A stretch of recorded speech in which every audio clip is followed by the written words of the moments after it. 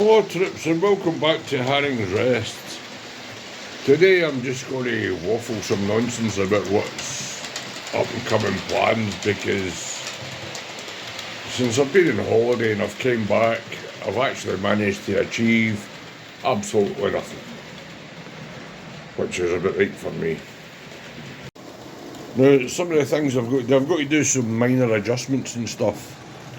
I've moved this track so this point no longer goes across, and there's a hole in here where the point was originally, so we're going to have to fill that in with wood filler to get the point motor to mount underneath so that I can get this to operate properly. I've also ordered some wiring for the point motors for all this section down here. Unfortunately, I think I've ordered red wire instead of pink, so it'll be red and yellow instead of pink and yellow, but I don't think that'll make much of a difference to the electricity running through it. I've also got this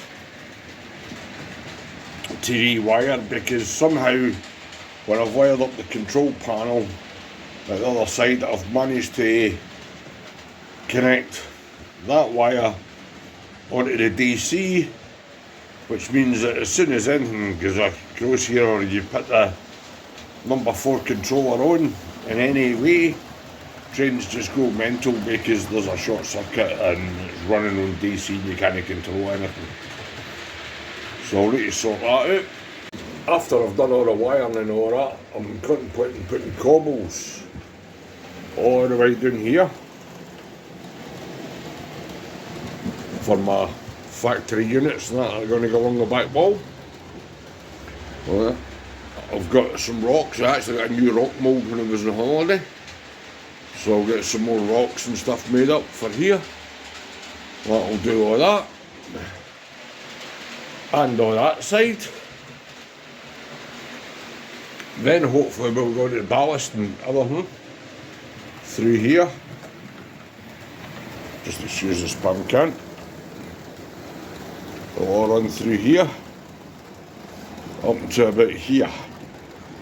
That'll obviously all be ballasted, but from here on it won't, and from about there back it won't, because that's going to be a shed for a couple of steam locos, and that I'm going to pave for this diesel shed come fueling point sort of idea. As you can see, I haven't even got around to tidying up yet here.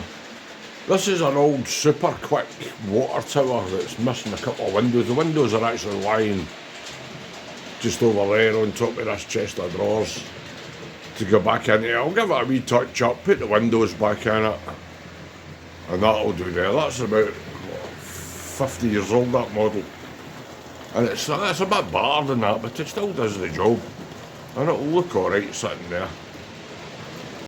Now, since I've been on holiday and all that, I've been kind of looking at prices of stuff, especially the prices of wagons. Now, you can get things like the Bachmann brake van here. I think they're about £20 odd. These are like 12, 13. That's an old second-hand mainline one that I got for about 8 or 9 quid. That's another Daypol one. These two are Daypol. They were about £12, £13 a pop. Now, I don't see the point in going, alright, I've done it myself, bought some of these new Rapido wagons and stuff like that are about 30 quid a pop. These things. Now, you're paying for all the underframe detail and all that. Now, looking here at the stationary one, I can't see any underframe detail there, can you?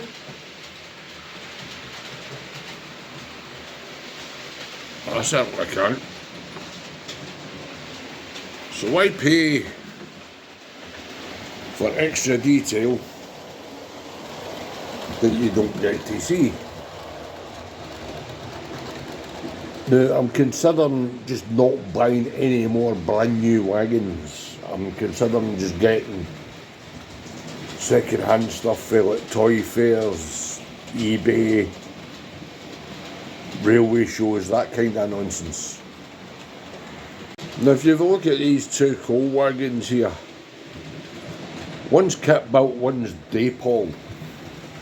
Now the kit built one cost me, I think it was like £6, and it cost me an hour and a half possibly to put it all together.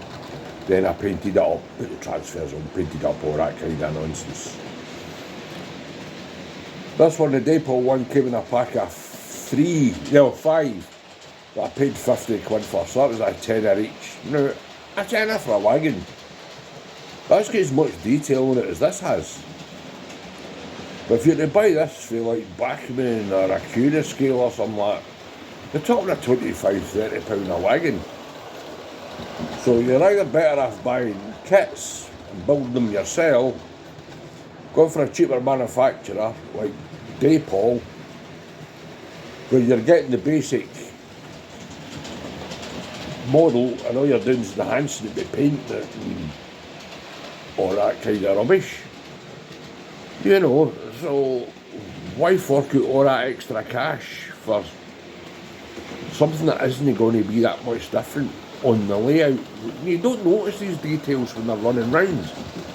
You don't notice that they don't have sprung buffers or underframe detail or extra bits and pieces glued on. You just don't see it. You know what I mean? I think we've all fell into a trap of more detail is better, where it's not always.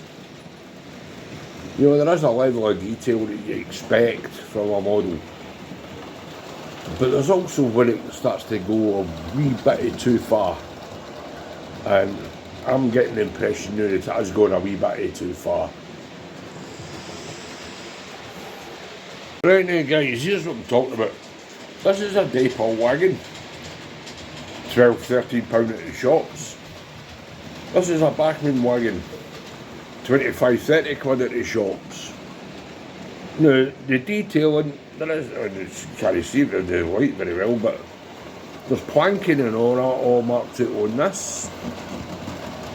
Door catches, etc., hinges. This is much the same.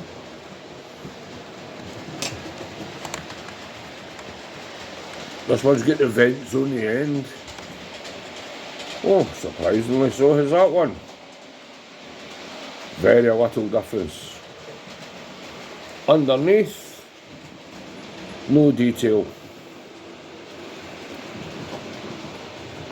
So why pay £20–30 when you can pay £12–13? They run just as good. They stay coupled together just as good. Alright, I'll put magnetic couplers on them, but I don't see a difference for the money there, do you? I will say detail is important on locomotives, but not excessive amounts of detail. When your locomotives start to have that much detail on them, they become fragile and you can't handle them. That's a scary world, you know what I mean? You're paying £200 for a loco that comes to bits in your hands. Isn't great, you know. This Fowler 4P or P4 whatever, but I got that for 75 quid and it's second hand, and I think it's pretty well detailed. And as you can see, it's running really well. You know, it doesn't have all the, you know, all the new singing and dancing bits and pieces with flickering firebox, that kind of nonsense that you get on them now. Alright, I have kind of fell into that trap as well. I have bought some of these models, but I'm seriously considering just getting second hand from now on. There will be at least one, maybe possibly two more brand new locomotives, but I think they're becoming awfully expensive for what you're getting. It's like when you buy scenery, you know what I mean? You're paying what? That was like £3 off a Temu for a whole box of them. You're to buy that for somebody else, you're talking 10, maybe more pounds for a very, very similar product.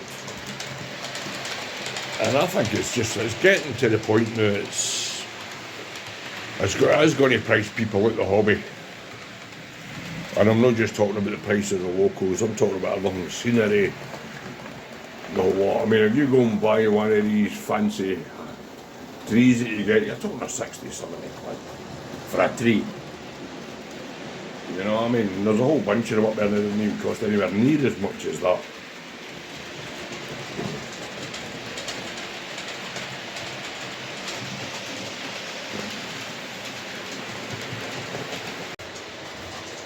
Right guys, I'm going to leave you with a few running shots of these two trains I've got going round. That's the Fowler P4. I got second hand on holiday with some new wagons and some older wagons. This is a Hornby Spam Can, West Country class. Pulling some assorted manufacturers' coaches. You might even know be Hornby, I really don't know.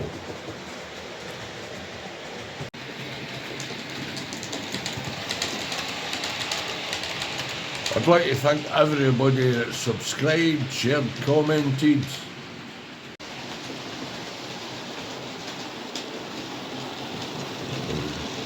And on the next one, hopefully I'll be wiring up some points and sorting out that mess of wiring and moving that point and stuff.